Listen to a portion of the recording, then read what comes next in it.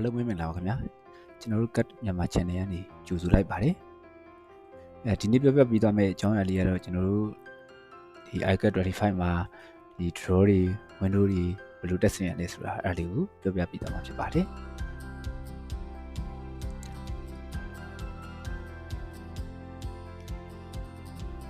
ဒီကျွန်တော်တို့မှာ draw တက်တော့မယ်ဆိုရင်ကျွန်တော်တို့ဒီမှာဟို double click ပေးနိုင်မယ်ပြီးရင်ကျွန်တော်တို့ကြိုက်တဲ့ပုံစံပေါ့နော်ကျွန်တော်ကြိုက်တဲ့တကားပုံစံကိုရွေးလို့ရပါတယ်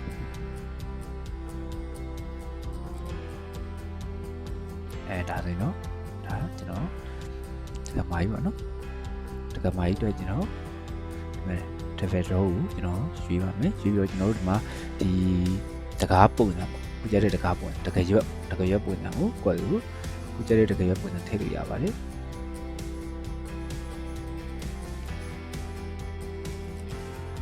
ကျွန်တော်တို့ဒီ original တိုင်းကျွန်တော်ထည့်ရပါတယ်ပြီးရင်ကျွန်တော်တို့ဒီမှာတကားရဲ့ site တွေပေါ့နော်တကားရဲ့ site တွေ width တွေ height တွေအဲ့ဒါတွေကိုထည့်လို့ရပါတယ်နော်ဒီက6 bit ထည့်ပြီးတော့ height ကတော့10 bit ထည့်လိုက်ပါမယ်ဒီအားကျွန်တော်တို့တစ်ချက်ကြည့်အောင်အားကျွန်တော်ဒီမှာတကားမိုက်တို့ကျွန်တော်ဒီမှာထားလိုက်အောင်မှာတကားအတွင်းဘက်ဖွင့်မှာဒါကျွန်တော်တို့ဒီမှာအပြင်ဘက်ကိုဖွင့်မှာကျွန်တော်အပြင်ဘက်ကိုဖွင့်ပါဆိုရင်ကျွန်တော်တို့ 3D ပုံစံနဲ့ချက်ကြည့်အောင်ဟုတ်ပါဒါဆိုရင်ကျွန်တော်ဒါတက္ကမကြီးအတွက်ဒါရပါတယ်နော်ကျွန်တော်တို့ဒါကြတော့ဒါ opening line ပေါ့နော် opening line ပေါ်နေဖြစ်တဲ့အတွက်ကျွန်တော်တို့အဲဒီ draw ကိုတစ်ချက် click ပေးပြီးတော့ကျွန်တော်တို့ဒီမှာအဖွင့်ပိတ်လုပ်ကြည့်လို့ရပါတယ်ဒါလည်းအဖွင့်ပိတ်လုပ်ကြည့်ရပါတော့ဒါကိုကြတဲ့ပုံစံနဲ့ထားလို့ရပါတယ်ရတယ်ကျွန်တော်တို့ပြန်ပိတ်ထားမယ်ဆိုရင်လည်းပိတ်ထားလို့ရပါတယ်ဒီမှာoriginal ပုံစံ original တိုင်းဒီ point လေးကို click တစ်ချက်ပြီးတော့ကျွန်တော်တို့ original ပုံစံတိုင်းပြန်ပိတ်ထားလို့ရပါတယ်ဟုတ်ပြီအဲ့ဆိုရင်ကျွန်တော်တို့ဒီမိုက်တက်ပြီးကျွန်တော်တို့ဒီမှာ window တက်ကြည့်အောင်ကျွန်တော်လည်း double click ပြီးကျွန်တော်တို့ဒီမှာကြိုက်တဲ့ window ပုံစံပေါ့နော်ကျွန်တော်တို့ဒီမှာ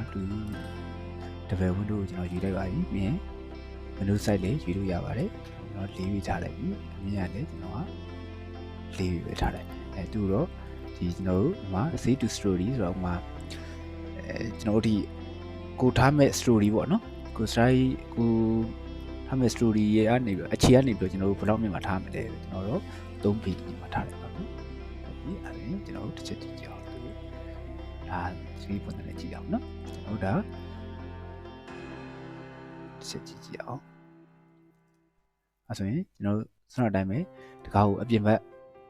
slide ကအပြင်ဘက်ကိုထားမှာလားအတွင်းဘက်ကိုထားမှာကျွန်တော်အပြင်ဘက်ကိုထားလိုက်ပါပြီအဲ့တော့ကျွန်တော်တို့ဒီမှာ3ပုံစံတစ်ချက်ကြည့်ကြအောင်ဒါဆိုရင်ကျွန်တော်တို့ဒါ window ပုံစံလေးရပါတယ်နော် window လေးအတိုင်းမှာပဲကျွန်တော်တို့ဖွင့်ကြည့်ခြင်းနဲ့ဖွင့်ကြည့်နေဆိုတစ်ချက် click ပေးလိုက်ပဲ click ပေးပြီးကျွန်တော်ဒီမှာ point လေးရှိပါတယ်အဲ့ point လေးကိုကျွန်တော်ဆွဲပြီးတော့ဖွင့်နိုင်ရပါတယ်ဒါဆိုရင်ဒါကျွန်တော်တို့ရဲ့ဒါ window ပေါ့နော်ဒါကတော့ကျွန်တော်တို့ဒါနမူနာပြတာဖြစ်တဲ့အတွက်ဒါ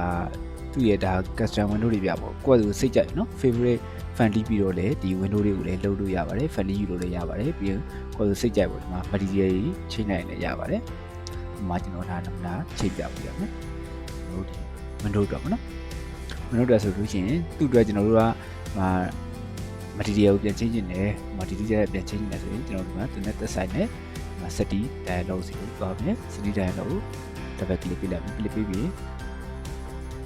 ပြောမှဆိုရင်ကျွန်တော်တို့ဒီက material ဒါတစ်သားပေါင်းနေပေါ့နော်အဲ့ဒါလေးကျွန်တော်တို့ကပြောင်းမှဆိုရင်ဒီမှာ menu city ကို open ဆိုတဲ့အထက်ကိုနှိပ်လိုက်ပါအဲ့ဒါကျွန်တော်တို့ဒီမှာ model attribute နော် model attribute ကိုကျွန်တော်ဒီမှာဘာချိန်လဲပေါ့ကြိုက်တဲ့ချိန်ပြရပါတယ်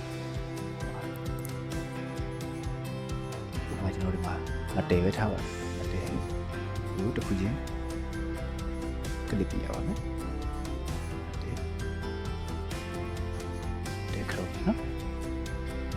ဒီပြလိုက်အဲ့ဆိုရင်ကျွန်တော်ဆက်ကြည့်ကြအောင်ဟာမတည်ကြောင်းတော့ပါဟာအခု frame mode တော့မနဲ့ကျွန်တော်ဒီမှာဒါဆိုရင်ဒါမတည် frame ဖြစ်တော့ပါပြီ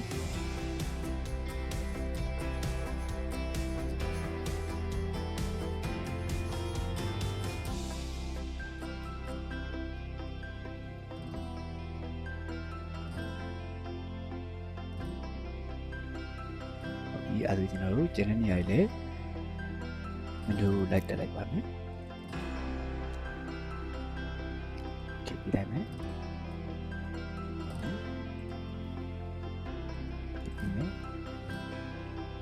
တစ်ချက်ချမယ်ဒီမှာတစ်ချက်ချမယ်ဒီချမယ်ဒီမှာတစ်ချက်ချမယ်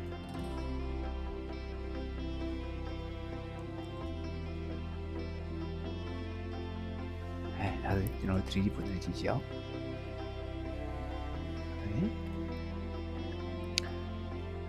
ပါဆိုရင်ကျွန်တော်တို့ဒီမှာကိုကြိုက်တဲ့ window လေးတွေရွေးချယ်ပြီးတော့တက်လို့ရပါမယ်အဲ့ဒါမှကျွန်တော်တို့ကဒီမှာဆွနာကကျွန်တော်တို့ကတော့ဒီမှာ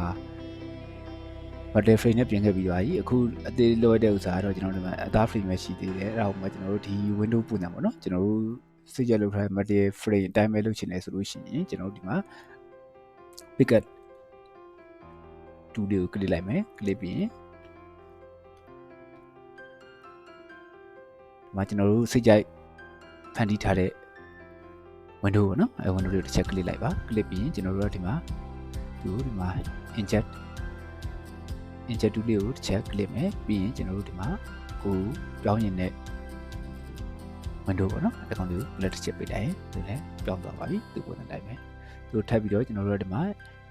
inject လေးကိုထပ်နေပြီးတော့သူလက်ထပ်ပြီးဒီလည်းပြောင်းသွားပါပြီအဲဒီကျွန်တော်တို့လာဒီ window ပုံစံတိုင်းပေါ့နော်ကိုလည်းပြောင်းသွားဖြစ်ပါတယ်ကျွန်တော် window တွေလည်းအဲ့ဒီတိုင်းပါပဲအဲဒီလောက်ဆိုရင်ကျွန်တော်တို့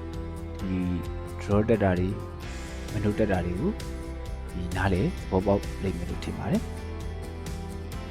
အားလုံးကျေးဇူးတင်ပါတယ်